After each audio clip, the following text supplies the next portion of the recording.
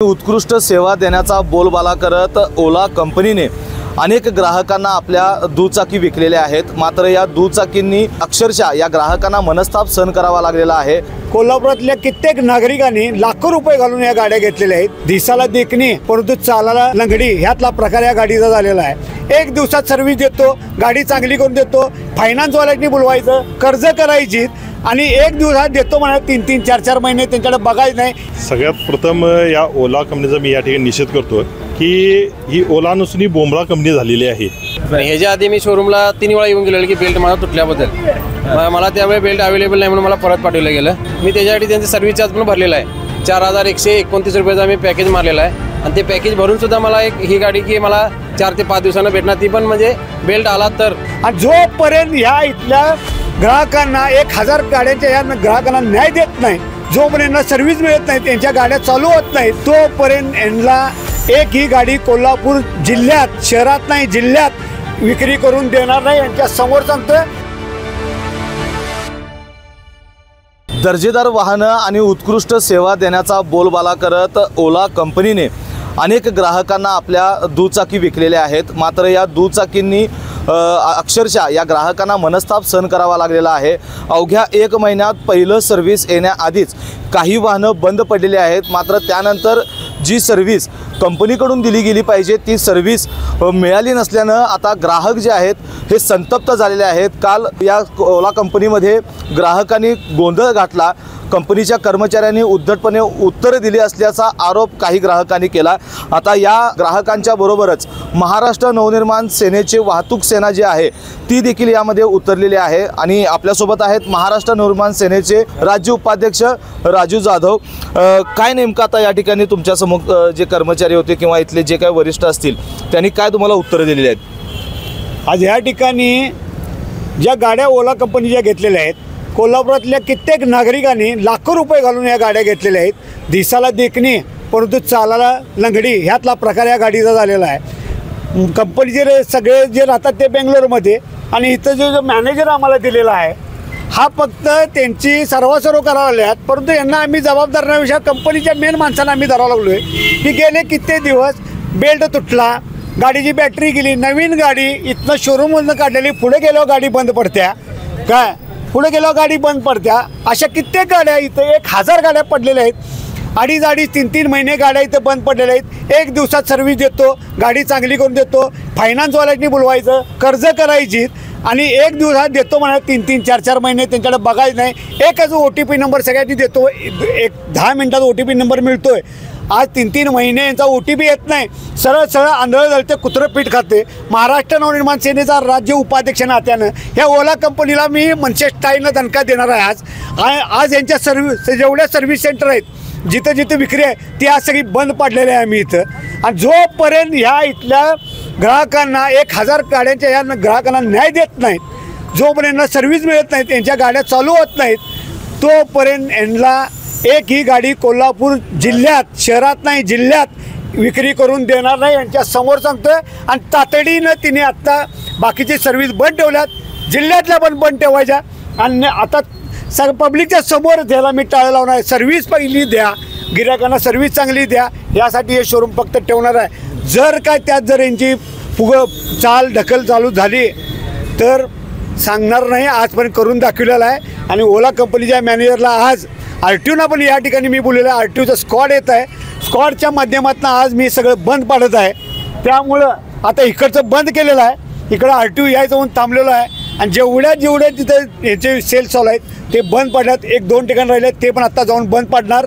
Manager तुम्ही आत्ता आम्हाला या पब्लिकला सर्व्हिस कशी देणार ते पहिला समोर सांगायचं, पहिला सर्व्हिस द्यायची, तोपर्यंत जेवढेच तुमचे सेल्स आहेत ते आता बंद ठेवायला लागणार, ठेवणार आहे का नाही?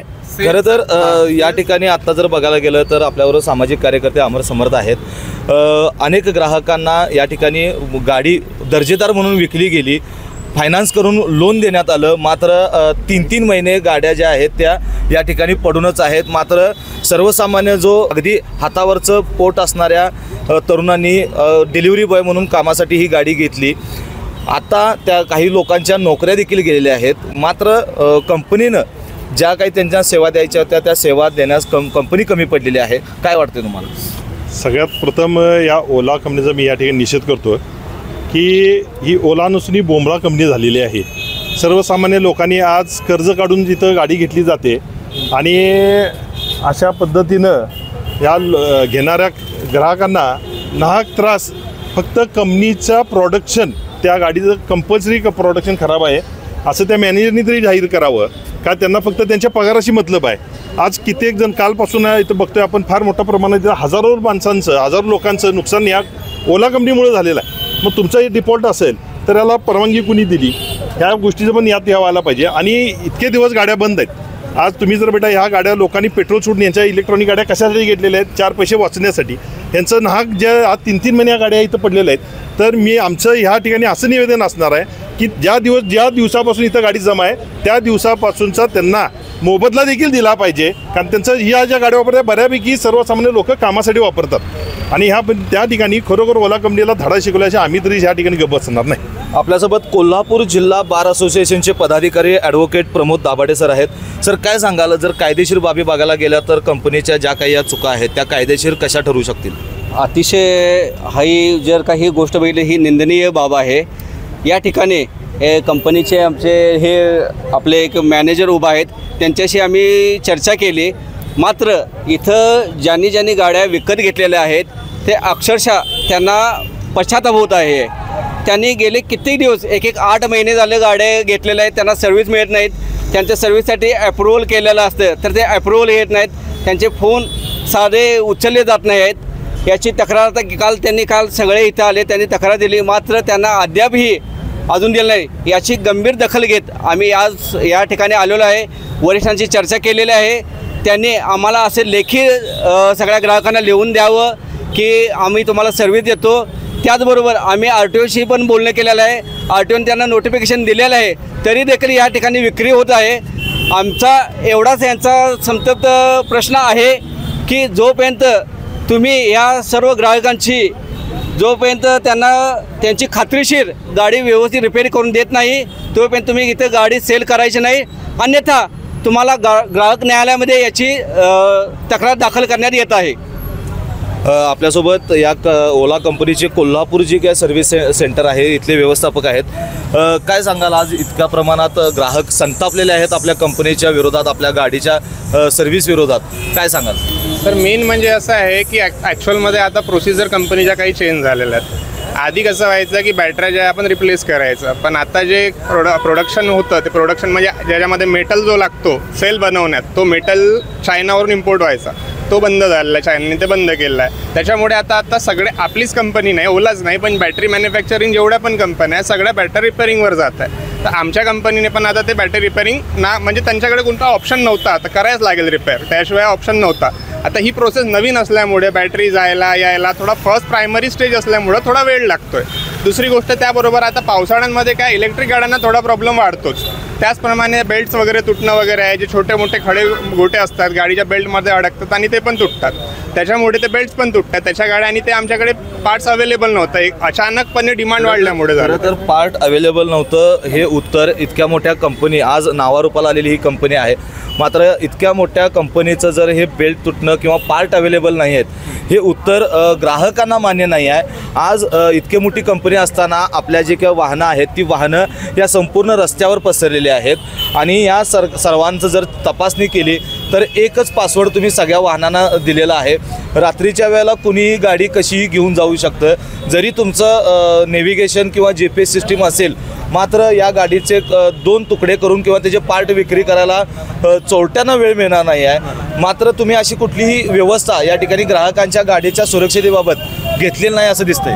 नाही सर, आपल्याकडे कॅमेरे वगैरे लागले आहेत, ते दिसून येईल जे काही आहे. पण आता कसं आहे, पार्किंगच्या अचानकपणे लोड वाढल्याशिवाय आम्हाला पण पार्किंगची दुसरी जागा घ्यायला थोडा वेळ लागेलच. कारण हा लोड जो आहे ना, आता वर्षभर मी 2 वर्ष झाले हे वर्कशॉप सांभाळतोय. 2 वर्षामध्ये अशी वेळ कधीच आली नाही, पहिल्यांदा येत आहे. जसं जसं म्हणजे इश्यूज वाढतात तसं आम्हाला थोडा वेळ लागेल की सगळं ॲडजस्ट करायला, पण ते होऊन जाईल. एका आठवड्यामध्ये भरपूरसे प्रॉब्लेम सॉल्व्ह होऊन जाईल. पण ज्याच्यामध्ये जो वेळ लागणार आहे तो लागणारच आहे साहेब. त्याच्यामध्ये काय जेवढी मदत करू शकतो तेवढी मदत करणार आम्ही. आता तुम्ही या ग्राहकांना, इतक्या संतप्त ग्राहकांना काय उत्तर दिलेलं आहे?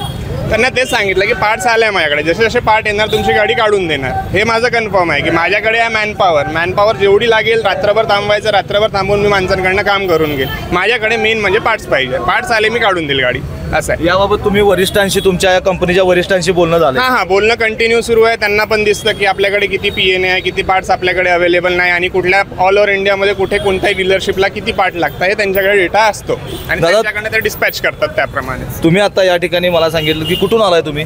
मी कोकणे टोल नाक्यातून आलो आहे. कोल्हापूरमध्ये एक 35 किलोमीटर मी गाडी ढकली लावून मी पाय लावून गाडी आणलेली आहे. आणि ह्याच्या आधी मी शोरूमला 3 वेळा येऊन गेलेलो की बेल्ट माझा तुटल्याबद्दल. मला त्यावेळी बेल्ट अवेलेबल नाही म्हणून मला परत पाठवलं गेलं आणि त्यानंतर आता गाडी बेल्ट तुटल्यानंतर मी शेवट गाडी पाय लावून आणलेली इथे शोरूमपर्यंत. तरी पण आता मला 10 दिवस ते 5 दिवस मला टायमिंग दिलं जाते गाडी रिपेअर करून देण्यासाठी. आणि ही मला गाडी मी त्याच्यासाठी त्यांचे सर्व्हिस चार्ज पण भरलेला आहे. 4129 रुपयाचा मी पॅकेज मारलेला आहे आणि ते पॅकेज भरून सुद्धा मला ही गाडी की मला 4 ते 5 दिवसांना भेटणार, ती पण म्हणजे बेल्ट आला तर असं भेटणार म्हणून मला असं बोलले गेलेलं आहे.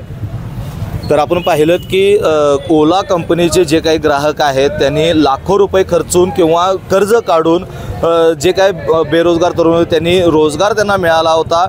डिलिव्हरी बॉय म्हणून काही जण काम करत होते, काही ठिकाणी ते हॉटेल व्यावसायिक म्हणून काम करत होते. मात्र आज त्यांच्या नोकरीवर देखील गदा आलेली आहे. आणि आता आपण बघितलं की महाराष्ट्र नवनिर्माण सेना असेल किंवा सामाजिक कार्यकर्ते असतील, या ओला कंपनीच्या जी काही सर्व्हिस सेवा सुविधा होत्या त्याच्या विरोधात त्यांनी उग्र असं आंदोलन या ठिकाणी केलेलं आहे. आणि त्यांचं जे काही सेल्स सुरू आहे, विक्री सुरू आहे गाड्यांची, ती बंद करण्याच्या सूचना त्यांनी दिलेल्या आहेत. अन्यथा मनसे स्टाईल आंदोलन करणार असल्याचा पवित्रा या कार्यकर्त्यांनी आपल्यासमोर बोलून दाखवला. दुसरीकडं कंपनीचे जे काही व्यवस्थापक आहेत त्यांनी येत्या आठवड्याभरात आजपासून पार्ट यायला सुरुवात झालेली आहे आणि ते पार्ट आल्यानंतर आता ग्राहकांच्या सेवा ज्या काही गाड्या दुरुस्ती असतील त्या आम्ही तात्काळ आठवड्याभरात करून देण्याची तयारी त्यांनी आपल्यासमोर बोलताना व्यक्त केलेली आहे. व्हिडिओ जर्नलिस्ट सचिन वरेकरसह मी सद्दाम अली, KK न्यूज कोल्हापूर.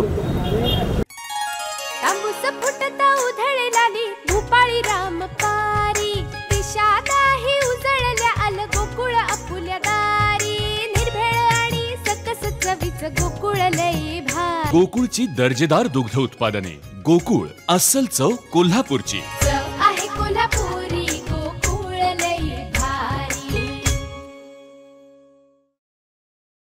अशाच नवनवीन अपडेट पाहण्यासाठी आमच्या कोल्हापुरी कारभार म्हणजेच KK न्यूज चॅनेलला सबस्क्राईब करा.